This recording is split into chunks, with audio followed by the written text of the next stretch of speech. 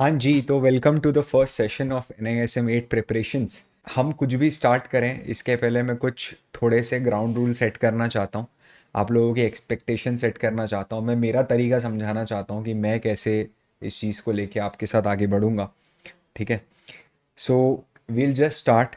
देखो यार, सबसे पहले तो आप लोगों का रोड मैप क्या रहेगा प्रिपरेशन का। ठीक है, उसके भी पहले मैं एक चीज़ बताता हूँ। NISM 8 जो है ना, वो एक आसान एग्ज़ाम है। आसान एग्ज़ाम है मतलब उसमें जो टेस्टिंग का क्राइटेरिया, उनका ऑब्जेक्टिव लोगों को फेल करना नहीं है। समझ रहे हो? उनका ऑब्जेक्टिव, उनका जो असेसमेंट लेवल है वो बहुत बहुत एक रीजनेबल स्टैंडर्ड पर है।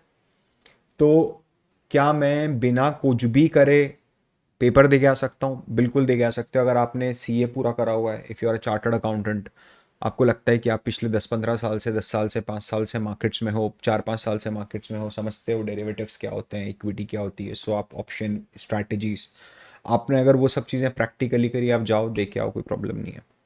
ठीक है, लेकिन अगर आप स्टूडेंट हो और आप सिर्फ रट रट के उसको जाके एग्ज़ाम पास करके आ रहे हो जस्ट कि वो मेरे रेज्यूम में एक ऑर्नामेंट जैसा काम करेगा, then bro I am sorry, you are on a wrong path. ठीक है, मेरी रिस्पॉन्सिबिलिटी है कि मैं आप लोगों को जितना हो सके उतना इस सीरीज़ में गाइड करूँ। ठीक है, अब इसके लिए ना आपका रोड मैप क्या रहेगा वो समझना। ठीक है, what should be your road map for this? First, you will watch the session. आप है ना अपना सेशन पूरा देखेंगे जो हमारा रहेगा। ठीक है, उसके बाद read hand out, hand notes, वो आपको वीडियो के डिस्क्रिप्शन में मिल जाएंगे। ठीक है, उसके बाद रीड NISM 8 का वर्कबुक, है ना। ये आप नॉर्मल एक गूगल सर्च करोगे, डाउनलोड NISM 8 वर्कबुक PDF, तो ये आपको मिल जाएगा। This is not something I can not give it, क्योंकि कॉपीराइट वगैरह का फिर रहता है, तो I just don't want it, it's already available in public forum. ठीक है, इसके बाद आप क्या करोगे? आप करोगे, सॉल्व करोगे आप MCQs, जो कहाँ पर है? अपने वीडियो के डिस्क्रिप्शन में। आपका जब ये काम होगा और ये सब अंडरस्टैंडिंग करते हुए जब आप आगे बढ़ेंगे, तब आप इसको over a period of time evolve करना अपने हिसाब से। मेरा मेरा ये बोलना है कि आप चाहो अभी इसको फर्स्ट रीडिंग के लिए, या फिर मेरे हिसाब से आप प्रिंट आउट निकालो, प्रिंट आउट निकाल के ही पढ़ो, वो ज़्यादा बेटर है। Over a period of time अलग अलग चैप्टर्स के प्रिंट आउट स्टेपल करो, रखते जाओ, बंच पूरा रखो NISM 8 के एक फोल्डर में डाल के। सिंपल सा लॉजिक है। ठीक है, अब आप देखना थोड़ा सा कि क्लास का स्ट्रक्चर कैसा होगा, अपन कैसे समझने की कोशिश करेंगे ना। क्योंकि देखो यार, इसमें क्या है ना, दो चीज़ें। एक है आपका एग्ज़ाम, ये आपका एग्ज़ाम है जो आपको क्लियर करना है। और एक है आपका रियल वर्ल्ड की एप्लीकेशंस, है ना, कि अपने को रियल वर्ल्ड में क्या एप्लीकेशंस हैं उस कंसेप्ट की, उस फाइनेंशियल कॉन्सेप्ट की। अब इसके बीच में ना बहुत गैप है, बहुत डिस्टेंस है, एक खाई बनी हुई है। Right, there is this deep valley among these two. मैं कोशिश करूंगा कि मैं अपने सेशंस के थ्रू एक ब्रिज क्रिएट करने की कोशिश करूं। मतलब ये है, देखो यार, मैं कन्फाइंड रहूंगा सिलेबस में। ठीक है, क्योंकि मैं आपको ज़्यादा ज्ञान दूंगा, आप उसके नोट्स बनाओगे, वो पढ़ के जाओगे, स्ट्रेस लेके देने वाला एग्ज़ाम है नहीं है। समझ रहे हो आप? ये फिनेंस को एंजॉय करने का एग्ज़ाम है। किसी को अगर ऐसा लगता है कि इससे नौकरी मिल जाएगी, बकवास, वो बेवकूफ़ बना रहा है आपको, अगर कोई भी ऐसा व्यक्ति बोल रहा है तो। This is your first step, this is your first baby step in the world of finance. ठीक है, ये आपका बहुत इनिशियल लेवल पर, कि सर मैंने उस टाइम पर ये करा है क्योंकि मैं इंटरेस्टेड था, मैं टेस्ट करना चाह रहा था, मुझे समझ में आता है, दैट्स इट। राइट, इसको सीखने के बाद आपको बहुत सारी चीज़ें सीखनी है। समझ रहे हो? वो ब्रिज जैसा काम मैं करूंगा यहाँ पर। वो कैसे करूंगा? वाइल इंश्योरिंग, ठीक है, while ensuring the 100% coverage of syllabus. Syllabus का पूरा 100% कवरेज होने के साथ साथ we will discuss real world case studies. आप रियल वर्ल्ड केसेस डिस्कस करेंगे अपन, जो एक्चुअली में होता है। ठीक है, we will discuss practical stock market जो एक्चुअली में मार्केट के अंदर होती है, जिसकी रिक्वायरमेंट है। ठीक है, मेरा कोशिश ये रहेगा कि बाय द एंड, ठीक है, जो भी ऑब्जेक्टिव्स हैं एनआईएसएम के वो सब तो पूरे हो ही, आप एग्ज़ाम तो पास कर ही करें, क्योंकि आप इतना कर लोगे तो आप एग्ज़ाम तो क्लियर कर ही रहे हो, उसकी कोई दिक्कत नहीं है।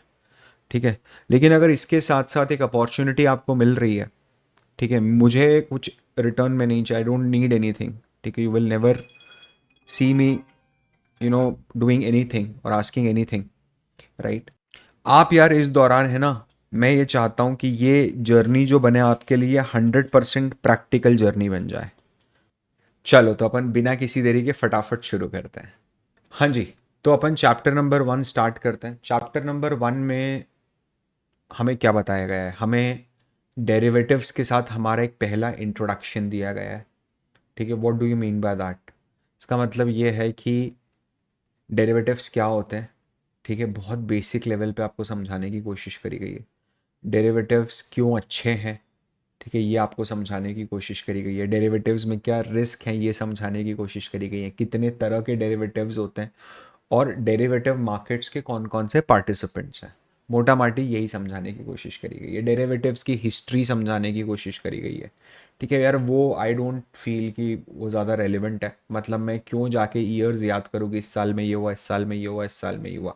Rather I would prefer to leave one question जहां भी, क्योंकि यार वही ना, रट्टाफिकेशन वाला काम थोड़ा ना करना है मेरे को। आप थोड़ा स्मार्टली दिमाग लगाओ, 100 क्वेश्चन है, आपको 60 सही करके आने हैं, बस 60 नंबर आपके आने चाहिए। ठीक है, गलत मत करो, बस 60 सही करके आ जाओ। 100% श्योरिटी के साथ 60, 65, 70 क्वेश्चन टिक करने हैं, 80, 100 क्वेश्चन टिक करने हैं अपने को, जितने हो सके। एक क्वेश्चन छोड़ दूंगा, इट्स एब्सोल्युटली फाइन। ठीक है, तो डेरिवेटिव्स क्या होता है? अगर अपन बाय डेफिनेशन जाएंगे ना, तो ये क्या बोलता है बताए, डेरिवेटिव इज अ प्रोडक्ट और अ कॉन्ट्रैक्ट। या तो डेरिवेटिव एक वस्तु है, ठीक है, या फिर एक शर्त है। ठीक है, कॉन्ट्रैक्ट एक अग्रीमेंट है।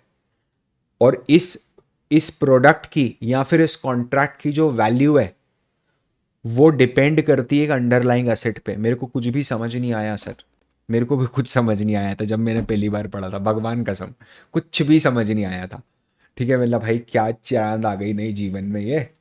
ठीक है, फिर मैं लेके आया इसको समझने का एक अच्छा तरीका। ठीक है, आप देखो जैसे ये एक पोटली है ना, this is a normal bag, अभी खाली है पूरा। ठीक है, एक नॉर्मल सा बैग है ये, पेपर अपना जो क्लॉथ बैग होता है वो क्लॉथ बैग है। ठीक है, अब ये कितने का होगा? 10 रुपीज़, 20 रुपीज़ से 10 रुपीज़ का है, 10 रुपये का है ना। अब आप बोलोगे कि सर इसकी कीमत 10 रुपये। ठीक है, मतलब बहुत बढ़िया। आपने क्या करा, आपने ना इस पोटली के अंदर एक एमआरएफ का शेयर डाल दिया, है ना। अब इस पोटली के अंदर एक एमआरएफ का शेयर है। देखो दिख भी रहा होगा, अब तो दिखने भी लग जाता है एमआरएफ का शेयर, इतनी देर में दिखने लग जाता है ऐसे पास से। कभी किसी ने देखा है पास से एमआरएफ का शेयर? नहीं देखा है। पास से देखने का मतलब किसी के मोबाइल में देखा कि देख मेरे पास एमआरएफ का शेयर है ना। तो मुझे अब ये बताओ कि अब ये जो पोटली है, इस पोटली की कीमत कितनी हो गई? क्या अब इस पोटली की कीमत 10 रुपये है, या इस पोटली की कीमत 1 लाख रुपया, 1 लाख 10 रुपये? सोच के बताओ। मान लो 1 लाख रुपए का शेयर है आज एमआरएफ का, 1 लाख 10 रुपये। ठीक है, अच्छा, समझ गया। अब मान लो कल एमआरएफ का शेयर 10% बढ़ जाता है और प्राइस जो होता है स्टॉक का वो 1 लाख 10 हजार रुपये हो जाता है। तो कल इस पोटली की वैल्यू क्या 1 लाख 10 रुपये या 1 लाख 10 हजार 10 रुपये? Are you getting my point? पोटली की तो अपनी वैल्यू है ही, इसकी इंट्रिंसिक वैल्यू कितनी है पोटली की, खुद की पोटली की वैल्यू कितनी? 10 रुपये मात्र। लेकिन इसकी जो वैल्यू डिराइव हो रही है फ्रॉम एन अंडरलाइंग एसेट। आपको समझ में आ रहा है? इसकी जो वैल्यू ऊपर और नीचे हो रही है ना, दैट इज हैपनिंग बिकॉज इसके अंदर एक ऐसी एसेट रखी हुई है और उस एसेट की वैल्यू भी ऊपर और नीचे हो रही है। आपको समझ में आ रहा है? बहुत सिंपल सा कॉन्सेप्ट है, बहुत सिंपल सा कॉन्सेप्ट है। इसका मतलब ये है, ये तो आपने प्रोडक्ट बता दिया। ठीक है, आप मेरे को एक बात बताओ, ये तो आपने लाला वाला एग्जाम्पल दे दिया। ठीक है, आप मेरे को रियल वर्ल्ड का एग्जाम्पल दो, रियल टाइम एग्जाम्पल दे के बताओ। रियल टाइम एग्जाम्पल समझो आप, जो रियलिटी के अंदर होता है। पहले लाला वाला एग्जाम्पल समझो आप, जो रियलिटी के अंदर होता है। लाला वाला भी रियलिटी में होता है, ठीक है। से फॉर एग्जाम्पल, आपका काम है, क्या काम करवाएं आपसे? आपसे हवाई जहाज उड़वाते हैं, ठीक है। से फॉर एग्जाम्पल आपका काम है एयरलाइन कंपनीज का, सर अपने हवाई जहाज चल रहे हैं, यहाँ भी फ्लाई हो रहा है, वहाँ भी फ्लाई हो रहा है, लास वेगास, ये वो, मजे ही मजे सर, चारों तरफ अपना राज है ना। ऐसा भगवान करे आपके साथ हो जाए जल्दी। और उस पर्टिकुलर बिजनेस को रन करने के लिए आपके जीवन में सिर्फ एकमात्र ही कंसर्न है, बस। ऐसा समझ लो एक मिनट के लिए, वो कंसर्न ये है, राइजिंग फ्यूल प्राइजेस। आपको ऐसा लग रहा है कि अगले 1 साल के अंदर अंदर ये तेल के दाम यहाँ से 50% बढ़ जाएंगे। ऐसी फीलिंग आ रही है आपको? यार अभी से फॉर एग्जाम्पल 100 रुपये लीटर है, से फॉर एग्जाम्पल, तो ये 150 रुपये लीटर हो जाएगा। तो अब इसका आपको जुगाड़ करके रखना है।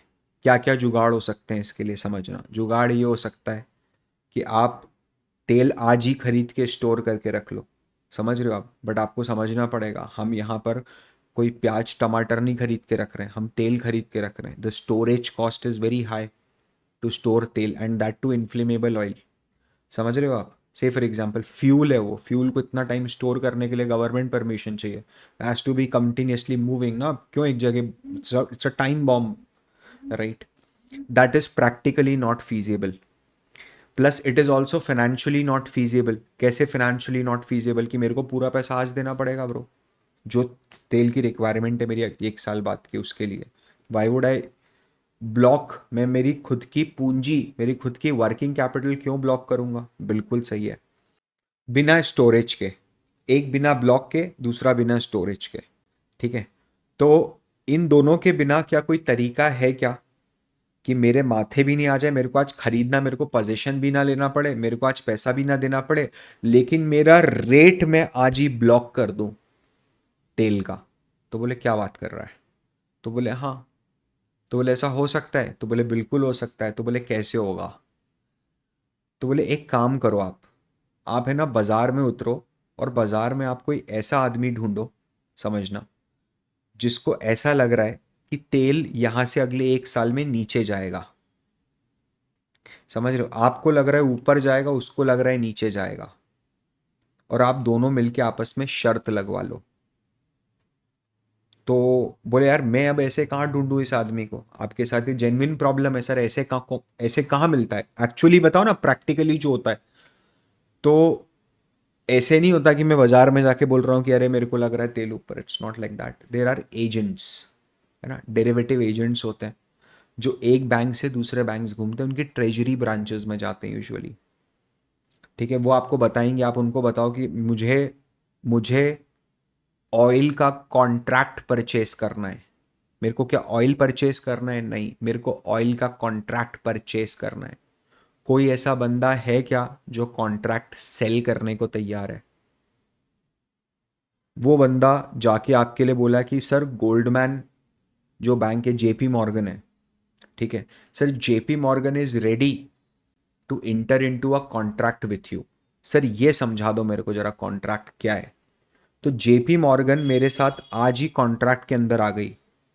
जेपी मॉर्गन और मैंने मिलके कॉन्ट्रैक्ट करा कि मैडम, मतलब सर या मैडम जो भी हो जेपी मॉर्गन की तरफ से, ठीक है कि मैडम आज तेल का प्राइस $100 है या $100 है, ठीक है।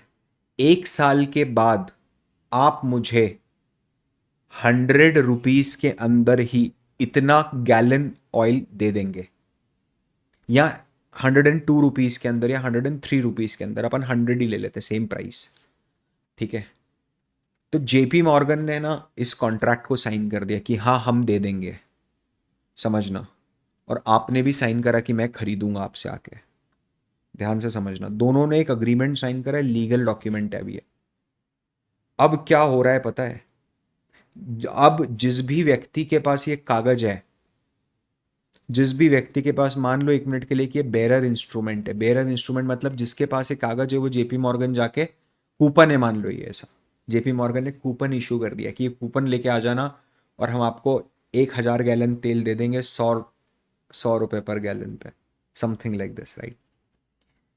तो अब क्या होगा, जिसके पास भी ये कूपन है ना, वो हकदार होगा कि आज से 1 साल बाद वो जाए जेपी मॉर्गन, और जेपी मॉर्गन के ऑफिस में जाके अगर वो एक कागज़ लहरा देगा, ठीक है, तो जेपी मॉर्गन उसको 100 रुपये के भाव से तेल दे देगा, भले ही उस समय तेल का प्राइस कुछ भी चल रहा हो।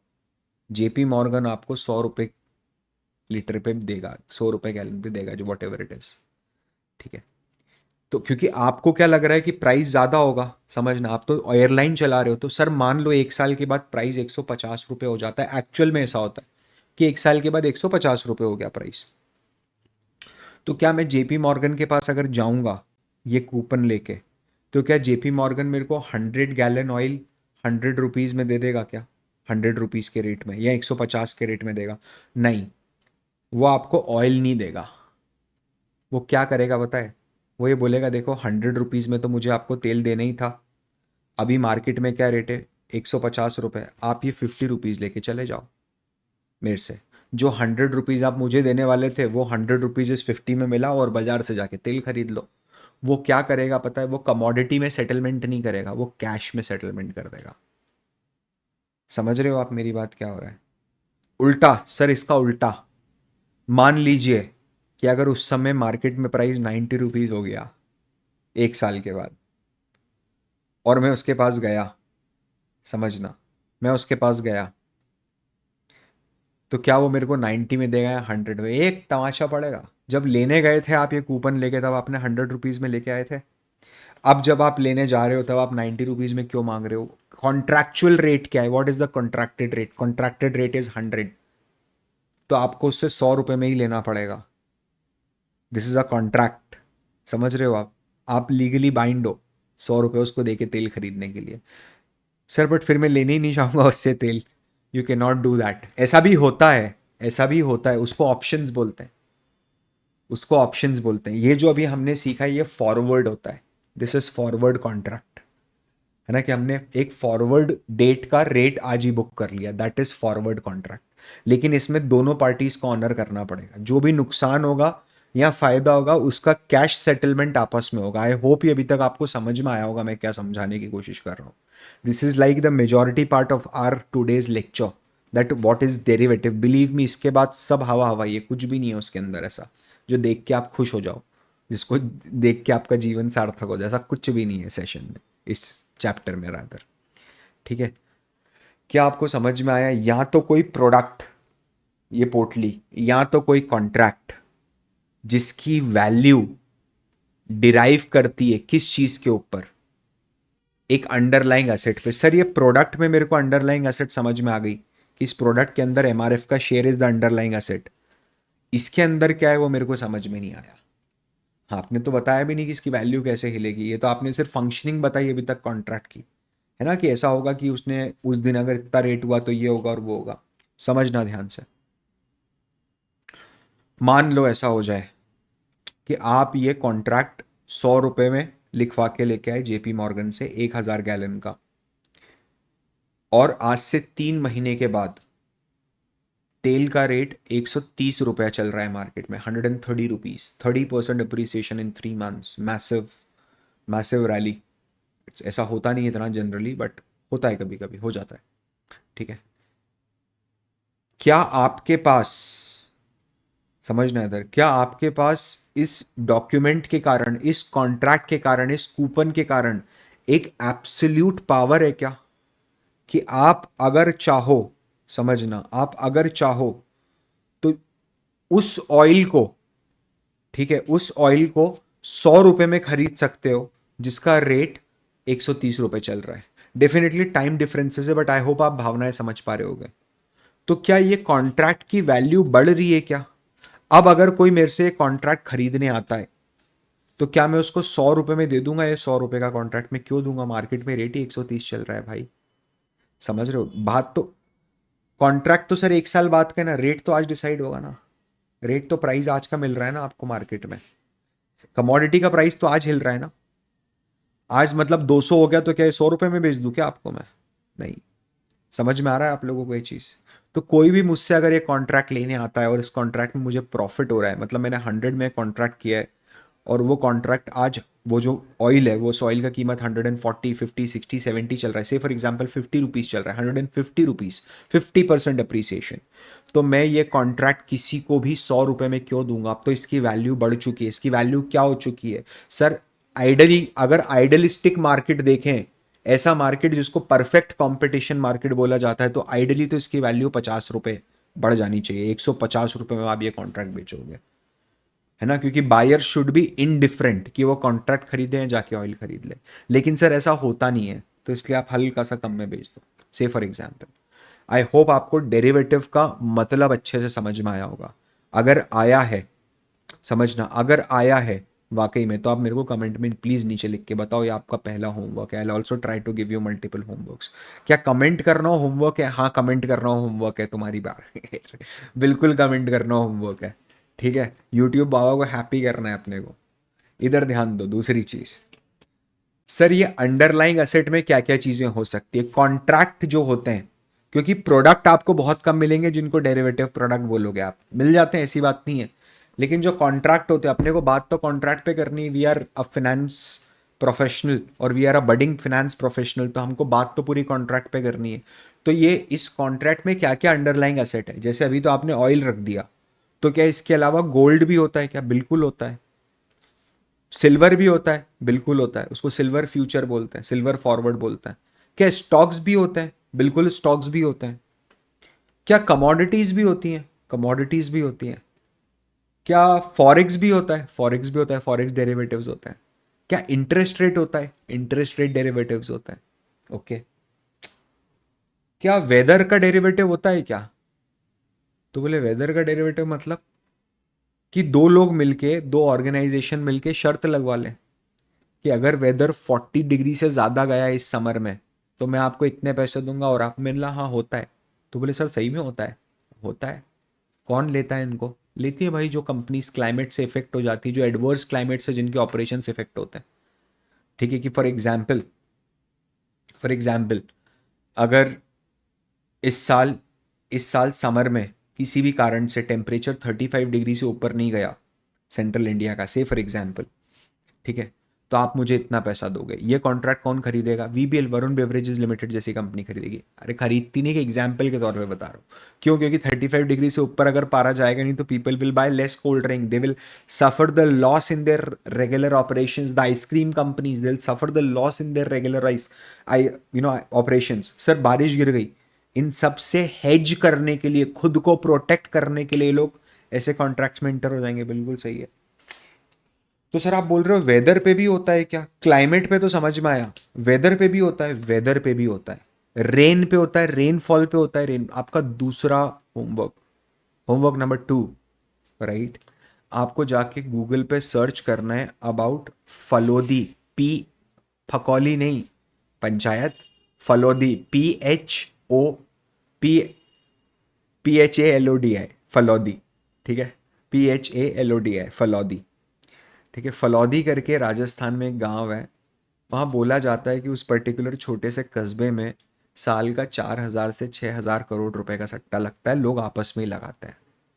तो आज फॉर्च्यूनर किसी की है, कल वो किसी और की होगी, परसों वो किसी और के घर पे खड़ी होगी, नरसों वो किसी और के घर पे खड़ी होगी।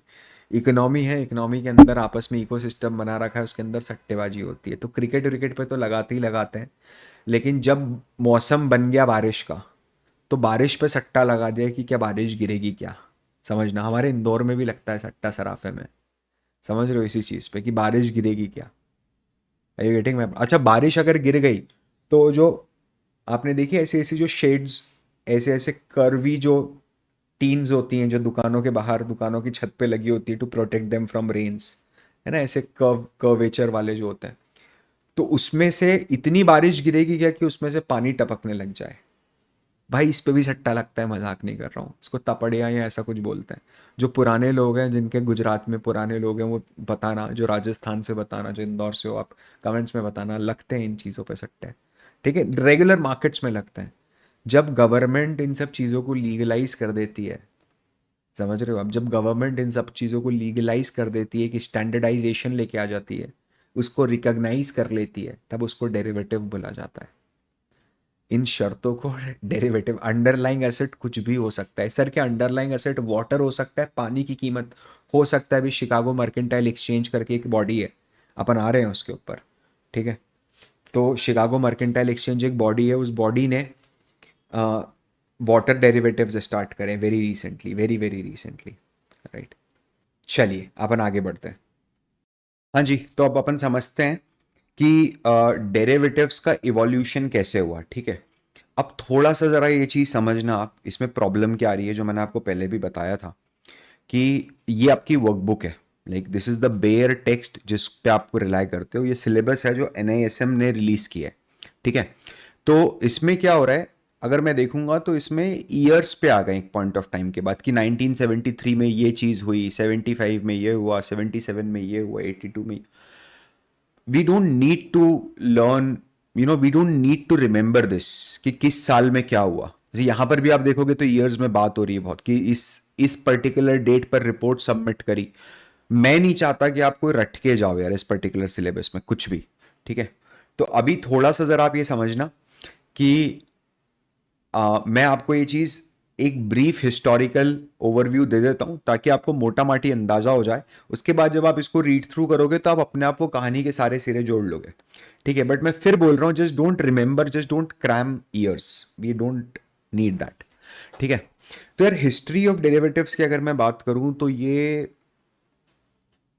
इट इट एक्चुअली जो डॉक्यूमेंटेड है दैट इज कि ये 12th सेंचुरी से स्टार्ट हुआ डेरिवेटिव्स। लेकिन अगर आप देखोगे ना तो ये इतना बेसिक एक बिजनेस का असेंशियल है, इतना बेसिक है कि मेरे हिसाब से जब से बिजनेस चल रहा है, जब से ह्यूमन बिजनेस कर रहा है, उस टाइम से डेरिवेटिव्स चल रहे हैं।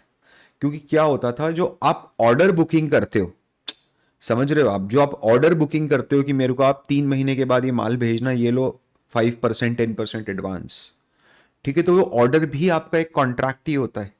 तो वो तो डेरिवेटिव ही है, उस ऑर्डर की वैल्यू बढ़ती कम होती रहेगी। अगर आपने ऑर्डर कर दिया आज ही और उसके बाद 2 दिन बाद प्राइस 10% उछल गया, सामने वाला कुछ नहीं कर सकता, उसको आपको करना ही पड़ेगा, देना ही पड़ेगा पुराने रेट पे। It's derivative only, right? तो ये तो बहुत कॉमन बिजनेस का एक फंक्शन है, ठीक है? लेकिन फिर भी ऐसा बोलते हैं कि 12th सेंचुरी में यूरोपियन ट्रेडर्स जो थे, क्योंकि उस समय तो यूरोप ही पूरी दुनिया को कमांड कर रहा था, लीड कर रहा था, ठीक है? तो यूरोपियन ट्रेडर्स जो थे, they were expanding their base across the globe, ठीक है? एंड वो जो उनके ट्रेडर्स होते थे, वो डेरिवेटिव कॉन्ट्रैक्ट्स इंटर करते थे, फ्यूचर डिलीवरी या फ्यूचर में कमोडिटी डिलीवरी लेने के लिए प्राइस में आज ही लॉक कर रहा हूं, यही डेरिवेटिव होता है। नेट नेट डेरिवेटिव यही होता है कि आप फ्यूचर का प्राइस आज ही लॉक कर रहे हो, दैट्स इट। आप बेसिक फंडा समझ जाना। बिलीव मी, मैंने देखा है CFA लेवल 2 करे हुए बच्चों को, CFA लेवल 3 करे हुए बच्चों को, CFA क्लियर्ड स्टूडेंट्स को भी, ठीक है, जो जॉब कर रहे हैं, कि डेरिवेटिव्स के अंदर है ना कंसेप्ट हिले रहते हैं पूरी तरीके से, ठीक है? ये इतना खतरनाक इंस्ट्रूमेंट है कि अगर आपने इसको बिना समझे करने की कोशिश करी, ठीक है, तो ये आपके पूरे ट्रेडिंग अकाउंट की लंका लगा देगा। नाउ उसके बाद क्या हुआ, 13th सेंचुरी के अंदर डेरिवेटिव्स थोड़े और ज़्यादा होने लगे, इवॉल्व होने लगे, वुलन पे डेरिवेटिव्स होने लगे, ठीक है?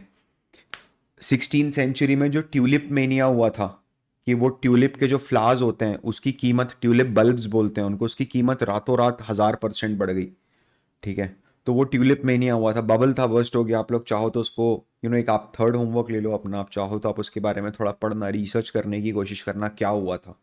क्योंकि देखो ये जो पैटर्न है ना, ये मैं मेरी इक्विटी रिसर्च कोहर्ट में भी फॉलो करता हूँ, होमवर्क्स देने का, and believe me this is very effective. तो कोई एक काम करना, आप कमेंट के अंदर आप होमवर्क सारे लिख देना और मैं पिन कर दूंगा उसको, ठीक है? टाइम स्टैम्प भी बना देना अगर उसी कमेंट में बना सकते हो, मैं दोनों चीज़ों को एक साथ पिन कर दूंगा, ठीक है? चलो, फिर 17th सेंचुरी में डेरिवेटिव्स जापान में रिकॉर्ड करे गए। जापान में उस समय राइस मार्केट बहुत फेमस हुआ करता था। इनफैक्ट जो आपका कैंडल स्टिक होता है, जो चार्ट पे आप लाल और हरी कैंडल्स बनी हुई देखते हो, अलग अलग अलग अलग ऐसे ऐसे बना रहता है, चोकड़ी टाइप, ठीक है, वो कैंडलिस्टिक पैटर्न जापान से ही निकला है, जापान के राइज मार्केट से ही वो चीज़ इवॉल्व हुई है।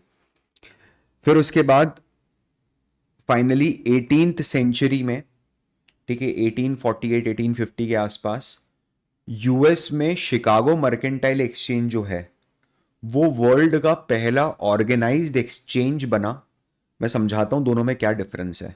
ये वर्ल्ड का पहला ऑर्गेनाइज्ड एक्सचेंज बना जहां दो पार्टीज बिना एक दूसरे को जाने, ठीक है, दो पार्टीज बिना एक दूसरे को जाने ट्रेड कंडक्ट कर सकती हैं through the exchange in between. मतलब मेरा ये है बोलने का कि अगर आज से 30 साल 40 साल पहले, 50 साल पहले मुझे स्टॉक लेना होता, से फॉर एग्जांपल कोई 50 साल पुरानी कंपनी की बात करते हैं, रिलायंस इंडस्ट्रीज 1975 के अंदर, तो मोटा मोटा आप समझ लो, बस काफ़ी टाइम है, 1970s के अंदर वो लिस्ट हुआ था स्टॉक, दैट्स ओके, ठीक है, तो मान लो 50 ईयर्स पूरे हो गए, तो 30 40 ईयर्स 50 ईयर्स। तो मुझे अगर उस समय रिलायंस का स्टॉक लेना होता ना, तो मैं किसी के पास जाता, ठीक है, उससे बात करता, कोई मार्केट में जाता, उस मार्केट में जाके मैं स्टॉक खरीद के आता, ऐसा ही होता था। या तो मेरा ब्रोकर खरीदता या फिर मैं खुद जाता, और वहां पर दलाल स्ट्रीट के बाहर जो ब्रोकर्स बैठते हैं वो आपको शेयर्स और कम रेट में देंगे ना, as compare to a broker who sitting in Kota at that point of time, क्योंकि कोटा वाला अपना भी मार्जिन खाएगा, कुरियर का चार्ज लगेगा एंड व्हाट नॉट। तो उस टाइम पर यू नो अगर आपको एक शेयर लेना होता है तो आपको पता होता है कि आपका बायर कौन है, आपका सेलर कौन है, आप किससे माल खरीद रहे हो। बट जैसे ही ये चीज आप आज निफ्टी में एग्जीक्यूट करते हो, एक्सचेंज एनएससी में एग्जीक्यूट करते हो अपने जीरोधा के अकाउंट से, ठीक है, तो आपको पता नहीं होता कि आप किससे खरीद रहे हो या किसको बेच रहे हो। आपको ये पता होता है कि मार्केट में इतने शेयर मैंने खरीद लिए, मार्केट में इतने शेयर मैंने बेच दिए, किसको बेचे क्या बेचे does not matter. Why? Because यहां पर बीच में एक्सचेंज आके खड़ा हो जाता है, बीच में एनएससी बीएससी आके खड़े हो जाते हैं कि हम एक्सचेंज है, पूरे ट्रेड की गारंटी हम ले रहे हैं। आपने अगर शेयर्स बेचे हैं तो आपके अकाउंट से पैसा, शेयर्स निकलेंगे और आपके अकाउंट में पैसा आएगा, इसकी गारंटी मेरी है, ठीक है। ये आपको एक्सचेंज के बिहाफ पे कौन गारंटी देता है, ध्यान से समझना। एक्सचेंज के बिहाफ पे कौन गारंटी देता है इस चीज की, आपको इस चीज की गारंटी देते हैं एक्सचेंज के मेंबर्स, जो स्टॉक ब्रोकर्स रहते हैं। मतलब अगर आपने अपने काइट प्लेटफॉर्म पे कोई पर्टिकुलर शेयर को सेल करा है, तो नाउ इट इज जीरोधाज रिस्पॉन्सिबिलिटी कि वो आपके अकाउंट को सेल वैल्यू से अपना कमीशन, ब्रोकरेज और टैक्सेस काटने के बाद आपके अकाउंट को क्रेडिट करें, आपके अकाउंट में ऐड कर दें, फंड्स में ऐड कर दें, लिक्विड फंड्स में ऐड कर दें, ताकि आप उनको विड्रॉ कर सको। अगर जीरोधा ऐसा नहीं करता है, से फॉर एग्जाम्पल कि सर मेरा तो ब्रोकर फेल हो गया, ये चीज, ये बहुत कॉमन मारवाड़ी टर्म है कि वो ब्रोकर फेल हो गया, ठीक है, वो व्यापारी फेल हो गया, फेल हो गया मतलब दिवालिया निकल गया, भाग गया बिजनेस छोड़ के। तो ब्रोकर अगर आपका फेल हो जाएगा तो कोई प्रॉब्लम नहीं है, एनएससी के पास, सेबी के पास डिपॉजिट्स रखे होते हैं ब्रोकर्स के, ठीक है, तो दे विल ऑनर यू। और जहां भी जिसने भी माल बेचा है वो जो भी होता है, इट्स डोंट वरी, मतलब इट्स 100% सेफ, ठीक है। एंड एनीवेज वो आप फ्रीज करवा सकते हो ट्रांजेक्शन 3 दिन के अंदर, या जो भी सेटलमेंट डेट है उसके पहले, अगर कुछ आपको लग रहा है कि फ्रॉड हुआ है तो इस तरह का। बट एनीवेज, है ना। तो शिकागो में वर्ल्ड का पहला एक्सचेंज खुला। मैंने आपको एक एक्सचेंज का डेफिनेशन बताया कि भाई देखो एक एक्सचेंज की रिक्वायरमेंट क्यों है। आप अगर मंडी से जाके सामान खरीदोगे, गेहूं खरीदोगे, चावल खरीदोगे, तो आपको पता है कि आप किस दुकानदार से, किस व्यापारी से खरीद रहे हो। लेकिन उसी जगह आप एक्सचेंज में चले जाओगे, ठीक है, फॉर एग्जाम्पल एक्सचेंज में चले गए तो आपको पता भी नहीं कि आपने किससे खरीदा, आपने एक प्लेटफॉर्म पे खरीदा, घर पे डिलीवरी हो गई, now you don't know who is the seller, right, same चीज, ठीक है। तो शिकागो मर्केंटाइल एक्सचेंज करके दुनिया का पहला कमोडिटी एक्सचेंज खुला, और कमोडिटीज के अंदर इन लोगों ने डेरिवेटिव्स को इंक्लूड किया। अब देखना यार क्या होता है, आपका एक हो सकता है एक थॉट और आ रहा हो कि अच्छा हम डेरिवेटिव्स में इतना स्लोली क्यों चल रहे हैं। इतना स्लोली इसलिए चल रहे हैं बाबू क्योंकि पूरा का पूरा सिलेबस ही डेरिवेटिव पर है। आपको बहुत स्ट्रांग अंडरस्टैंडिंग बनानी पड़ेगी डेरिवेटिव्स की। अगर आपको ऐसा लगता है ना, even if you are pursuing CFA, you are pursuing CA, और आपको लगता है कि यार मेरे डेरिवेटिव्स का अंडरस्टैंडिंग कमजोर है, मैं ये नहीं बोल रहा हूं कि ये जो सिलेबस है इससे आप एग्जाम पास कर लोगे आपका सीए और सीएफए का, no, because syllabus are different, come on, right, but आपका एक फाउंडेशन क्रिएट हो जाएगा। इसीलिए हम डेरिवेटिव्स पे डिस्कशन कर रहे हैं। तो डेरिवेटिव्स में आपने अभी तक एक चीज ऑब्जर्व करी होगी कि यूरोप के ट्रेडर्स, जापान का rise market, tulip mania, Chicago mercantile exchange, है ना, ये सब चीजों में हमेशा डेरिवेटिव कमोडिटी के अंदर ही रहा।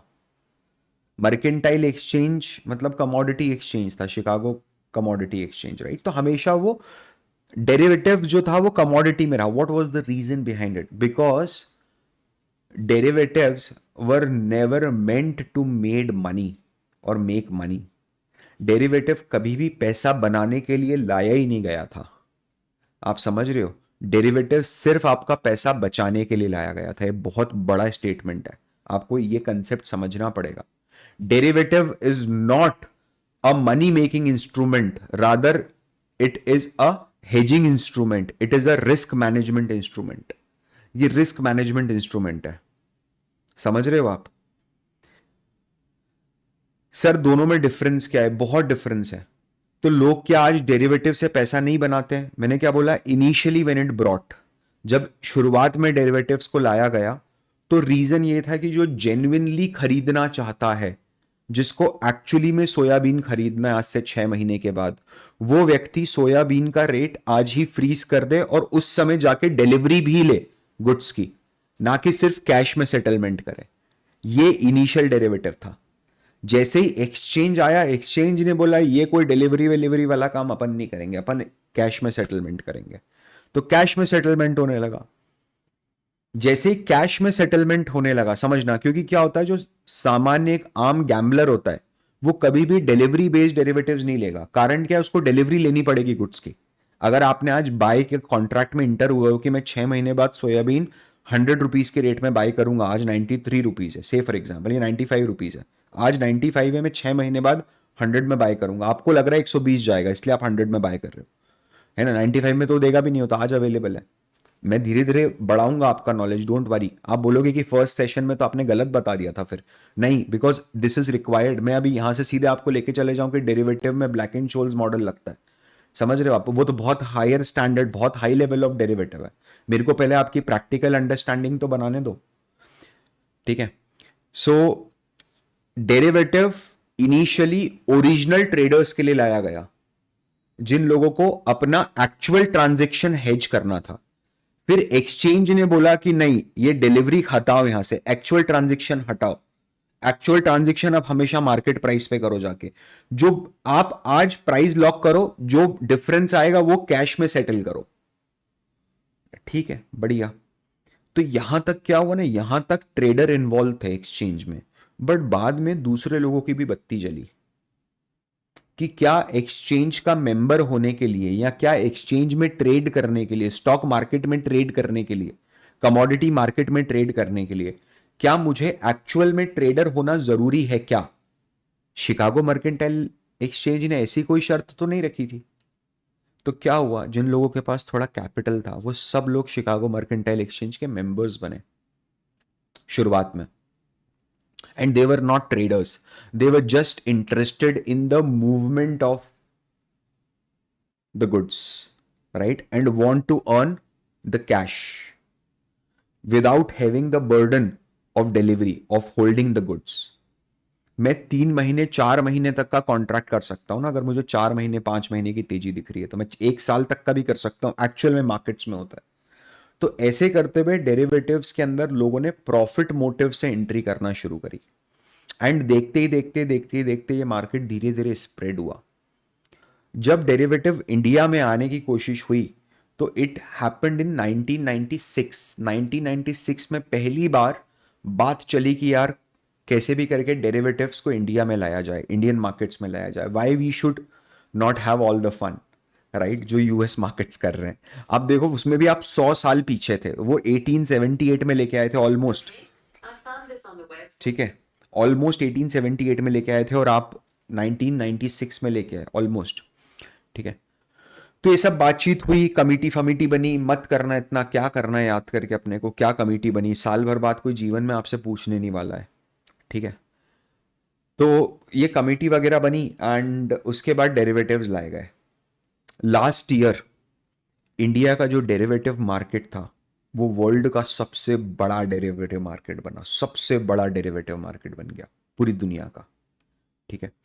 तो यार क्या होता है ना, धीरे धीरे फिर कमोडिटी के बाद जब लोगों की बत्ती जली और ज्यादातर एक्सचेंज की बत्ती जली कि अरे अपन ऐसा कर सकते हैं, क्योंकि उनको भी एक ही मोटिव से तो काम करना है। आपको क्या लग रहा है एनएससी आपके फेवर के लिए काम कर रहा है? बिल्कुल भी नहीं। NSC is a private company, it's not a listed form. ठीक है, दो it is subsidiary of government and all that thing, that's absolutely fine. ठीक है, बट वो पब्लिक प्राइवेट पार्टनरशिप जैसी चीज है। ठीक है, it soon to be listed in the market, don't worry, जैसे बीएससी लिस्ट हुआ है। ठीक है, इट्स एन एक्सचेंज यार, right, it's a market place, दुकान है वो एक, राइट। तो आपको क्या लगता है वो प्रॉफिटेबिलिटी के लिए काम करते हैं ना, they want to introduce more and more derivatives. अगर आप थोड़ा सा अपन और समझेंगे तो आपको समझ में आएगा कि अभी जैसे उन्होंने धंधा बढ़ाने के लिए क्या वो सोचा कि जब कमोडिटी के अंदर डेरिवेटिव हो सकता है तो स्टॉक्स में क्यों नहीं हो सकता? साला स्टॉक्स में लेके आओ, इंडेक्स में लेके आओ, निफ्टी 50 में डेरिवेटिव लेके आओ, निफ्टी 50 का कॉल, निफ्टी 50 का पुट, है ना, ऑप्शंस, निफ्टी 50 का फ्यूचर। ये सुने आपने सब शब्द, कभी तो सुने होंगे जीवन में, कॉल, पुट, फ्यूचर, समझ रहे हो? सो धीरे धीरे करके ये स्टॉक्स में आने लगे। पहले इंडेक्स में आए क्योंकि वहाँ वोलेटिलिटी, वॉल्यूम ज़्यादा मिलता था हमेशा ना, लिक्विडिटी रहती है इंडेक्स में हमेशा, और इंडेक्स को आप सिर्फ डेरिवेटिव्स के थ्रू ही ट्रेड कर सकते हो।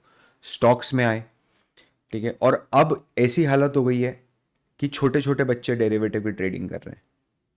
जो चीज़ एक नोबल पर्पस से शुरू हुई थी उसकी बुच मार के लंका लगा दी सब लोगों ने मिलके।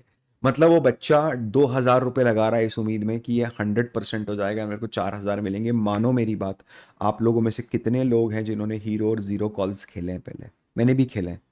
व्हाट इज हीरो और जीरो कॉल सर? तो क्या होता है ना, एक ऐसा टाइम आता है जब डेरिवेटिव एक्सपायर होने वाले होते हैं, जब वो वर्थलेस हो जाते हैं। कॉन्ट्रैक्ट है, कॉन्ट्रैक्ट की एक्सपायरी तो होगी।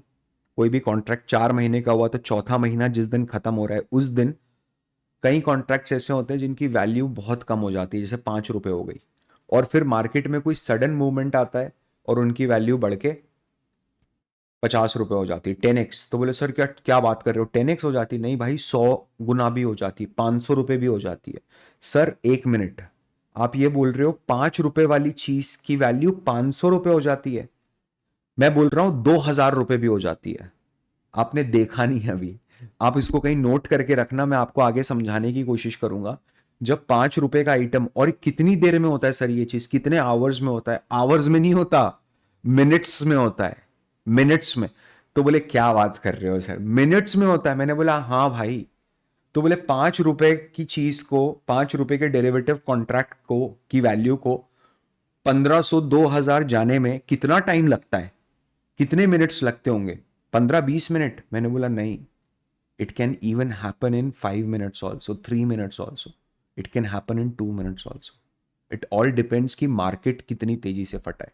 और ये जो डेरिवेटिव की प्रॉपर्टी होती है ना, जब 5 रुपए वाला डेरिवेटिव 1,500 रुपए, 500 रुपए, 1,000 रुपए चला जाता है in a very quick moment of time, quick period of time, इसको कहीं नोट करके रखना आप अभी ऊपर कहीं मार्जिन में। आई होप आप लोग अपने नोट्स भी बना रहे हो, इट इज़ वेरी इंपॉर्टेंट, क्योंकि मैं स्लो पढ़ाता हूँ तो आप अपने नोट्स बना सकते हो। तो आप होल्ड करके रखो कि ये जो प्रॉपर्टी होती है कि 5 रुपए वाला डेरिवेटिव 1,500 चला जाता है, इसको बोलते हैं गामा बर्स्ट होना।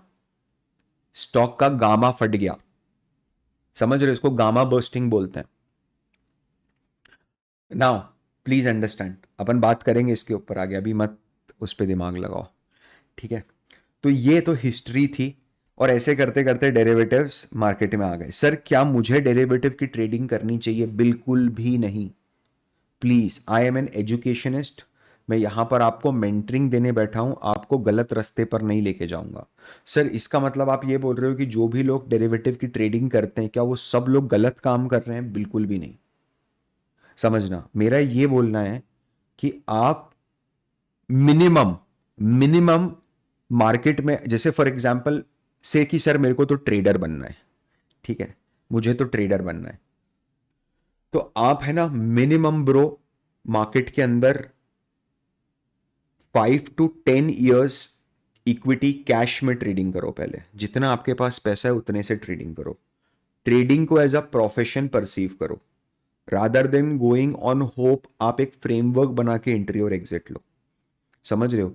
जब अगर आप ये चीज सक्सेसफुली कर पाते हो and over 5-10 years of time you are consistently profitable, when you know, when you have the maturity to handle the markets, उस समय आपको डेरिवेटिव्स में एंट्री लेना चाहिए मेरे हिसाब से। समझना, कई लोग होते हैं कि सर मैं तो ऑप्शन सेलिंग में जा रहा हूँ, मुझे पता है आप में से बहुत सारे लोगों को शायद कुछ टर्म समझ में ना आए, but I feel that's absolutely okay, चलेगा इतना, ठीक है।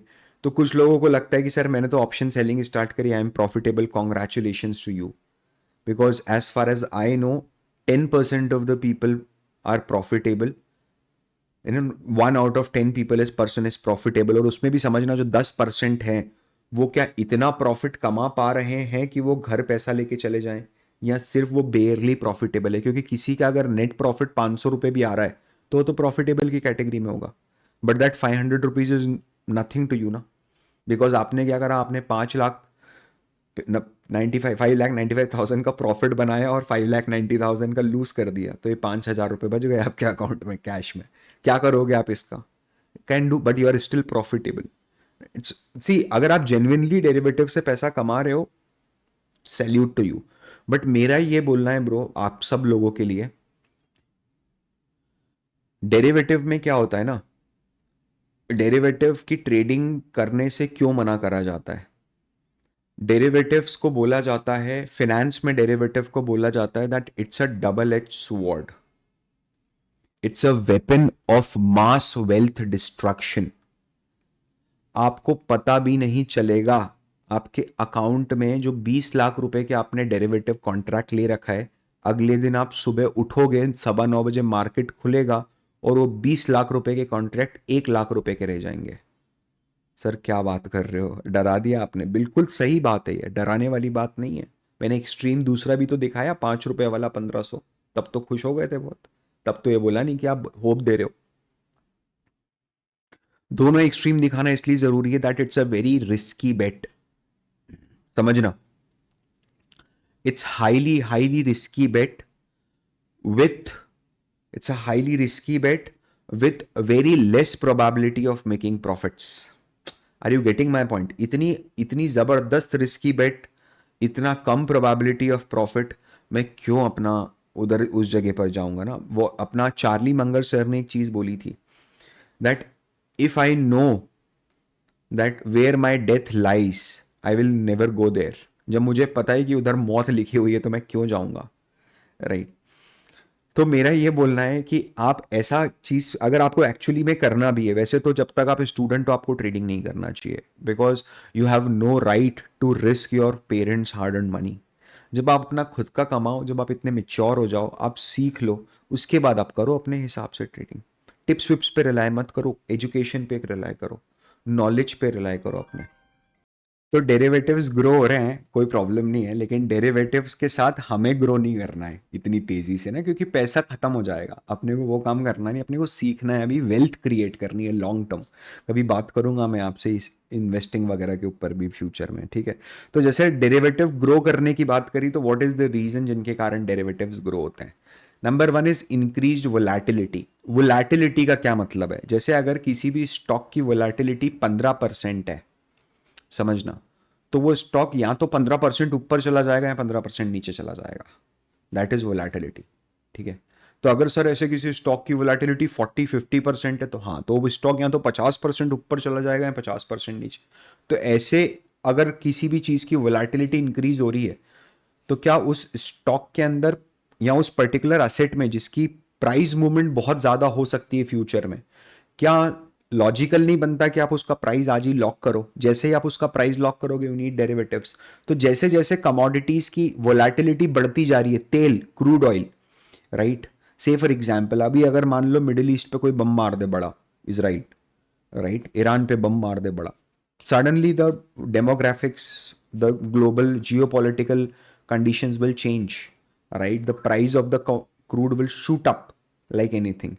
People will go towards derivatives more and more, ठीक है। लोगों का रिस्क मैनेजमेंट बढ़ता जा रहा है। Now when people are, there are good amount of people, बहुत अच्छी मात्रा के अंदर लोग हैं मार्केट्स में, मैं भी पर्सनली जानता हूं, जो डेरिवेटिव्स को बहुत ब्यूटीफुली इस्तेमाल करता है, because derivative is a hedging instrument, आपको ये समझना पड़ेगा। आप क्या होता है ना, कोई भी स्टॉक होता है, से फॉर एग्जाम्पल उस स्टॉक के अंदर 50% आपको मूवमेंट दिख रहा है, तो जो गैम्बलर होगा, मतलब जो नॉन हेजिंग के थ्रू घुसेगा, not gambler, gambler is a bad word, ठीक है, जो विदाउट हेजिंग घुसेगा ना, उसके पास पूरी चांसेस है कि वो पूरा 50% एक्वायर कर जाए, पूरा 50% पैसा कमा ले उस स्टॉक मूवमेंट में। बट जो हेज करके घुसेगा, वो हो सकता है उस 50% का सिर्फ 80% ही कमा पाए, मतलब उस 50% में से 40% रिटर्न ही वो कमा पाए, क्योंकि 10% उसका हेजिंग कॉस्ट है। हेजिंग कॉस्ट मतलब कि वो जो हेज करा उसने डेरिवेटिव, अपोजिट पोजीशन लेनी पड़ेगी ना डेरिवेटिव में आपको। जैसे अगर आपने मान लो मैंने 10,000 शेयर्स लिए रिलायंस के, खरीदे कैश में, अब मेरे को अगर इसको हेज करना है तो मेरे को एक ऐसा डेरिवेटिव कॉन्ट्रैक्ट लेना पड़ेगा कि रिलायंस अगर नीचे जाए तो मेरा डेरिवेटिव कॉन्ट्रैक्ट की वैल्यू बढ़ जाए। मेरे को रिलायंस बेचना पड़ेगा आज ही डेरिवेटिव्स के अंदर। अपन समझेंगे इस चीज को, मेरे को पता है ये रिस्क मैनेजमेंट है। Technology advancement, grow, stock, Zerodha, ये वो, it is at your finger tips यार। आप अपना जीरोधा खोलो, यूपीआई पे जाओ, यूपीआई से पैसा ट्रांसफर करो, 5,000, just take a bet. But believe me, it's a gamble. मैं आपको एक चीज बताता हूं before we conclude the part 1 अभी, ठीक है, अपन इसके बाद, और मुझे प्लीज आप लोग है ना, please please please please please please, मेरा हाथ जोड़ के निवेदन है, मैं थोड़ा सा इसमें जानबूझ के चीज़ों को प्रैक्टिकल रख रहा हूँ टूवर्ड्स डिस्कशन, क्योंकि ये बहुत छोटा सिलेबस है, इसमें कुछ दम नहीं है। जब तक मैं आपके साथ रियल मार्केट डिस्कस नहीं करूंगा यहाँ पर, तब तक कुछ मज़ा नहीं आएगा सिखाते हुए, मैं प्रैक्टिकली सिखाते हुए। तो मुझे प्लीज़ कमेंट में लिख के बताना ज़रूर कि आपको कैसा लगा, ठीक है, प्लीज़ बताना, ठीक है। And this is your homework number 4। Homework number 1 भी है तो होमवर्क नंबर 4 भी है, ठीक है। तो प्लीज़ मुझे बताना, ताकि मुझे ये भी पता चले कि यहाँ तक कौन देख रहा है। ऐसा तो नहीं कि आपको एकदम कट टू कट चाहिए, तो फिर अपन फिर कल से नोट्स खोल के पढ़ना शुरू कर देंगे डायरेक्टली, कोई प्रॉब्लम नहीं, बस कट टू कट पढ़ो, पैराग्राफ पढ़ो, मैं समझा दूंगा, आगे बढ़ेंगे, and you will go and you will pass the exam, ठीक है। तो एक चीज़ आप ध्यान रखना जीवन में, एक बार अगर आपने डेरिवेटिव ट्रेडिंग कर ली, आप जीवन में कभी भी खुद को उससे दूर नहीं कर पाओगे। इट इज़ सो एडिक्टिव, ठीक है। मैं इसके बारे में अगले सेशन के अंदर और बात करेंगे, और यहीं से अपन नेक्स्ट सेशन स्टार्ट करेंगे, ठीक है। जल्दी आएगा नेक्स्ट सेशन, डोंट वरी। तब तक के लिए this is Parth Varma signing off, bye bye. और हाँ, कमेंट्स में मेरे को ज़रूर बताना। टाटा।